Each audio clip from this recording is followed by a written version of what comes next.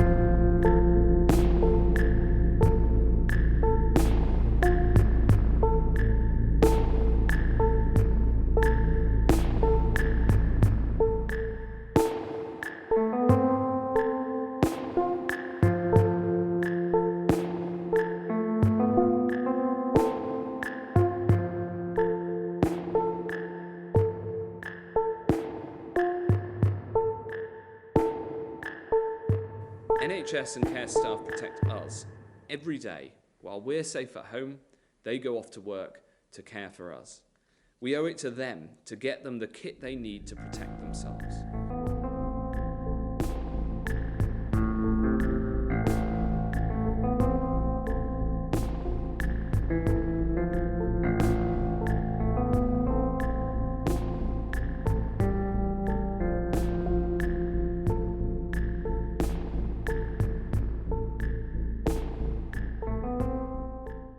Hi there, Mr. Hancock. You might know my father, Dr. Chowdhury. When he was unwell, he wrote an open letter to the Prime Minister pleading for more PPE for NHS frontline workers. It was a request that was ignored. 2 weeks later, he passed away, and since then, over 100 NHS and social care workers have passed away from contracting the virus. Do you regret not taking my dad's concerns, my 11-year-old sister's dad's concerns, and my wife's husband's concerns seriously enough? My dad that we've all lost. I'm really sorry about your dad's death, and I've seen the comments that you've made and what you've said in public, and I think it's very brave of you to be speaking out in public. We took very, very seriously what your father said, and we've been working round the clock to ensure that there's enough protective equipment. And in the case of anybody who works in the NHS or in social care and has died from coronavirus, we look into it in each case to find out the reasons where they might have caught it and what lessons we can learn.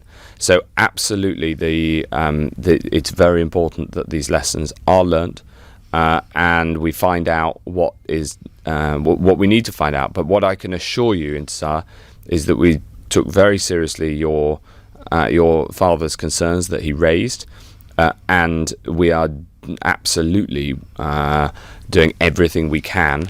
Well, there are things that we've changed as we've gone through, both because we've learnt more things about the virus, also because things didn't work out as we expected. I'll give you one example: is that we changed the rules on who can go to a funeral. I saw the body of the 13-year-old boy who died being laid to rest by 4 men in hazmat suits, and his family felt that they shouldn't go to the funeral. And I thought that was awful. And that was because the way that the guidance had been written, it implied that even the close family shouldn't go. And so we changed the guidance. So yes, we're constantly looking and learning for what we can do better. Well, what I say on the provision of protective equipment is that a huge amount of people are doing everything they can and have done since the start of the crisis. Okay. And, of course, this is a very, very complicated logistical effort, but I don't want to play down the enormous efforts of many thousands of people who are working every hour that there is to try to solve the problem.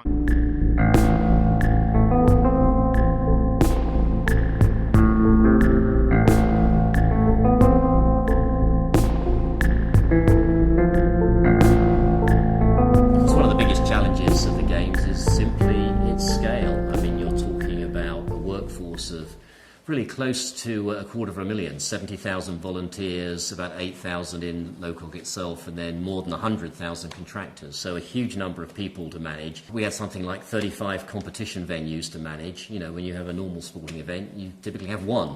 You're talking about 10 million ticket sales across the Olympic Games, Paralympic Games. That's a lot of spectators over a few weeks of sport.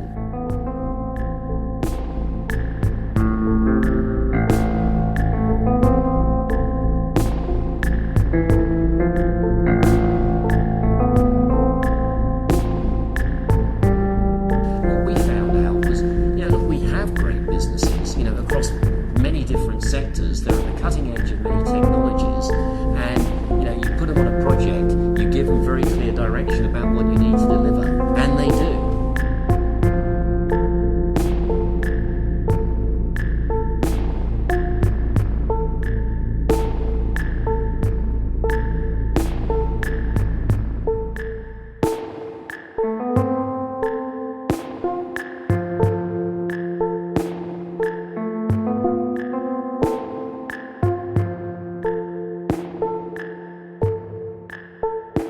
Really, it makes you proud to be British.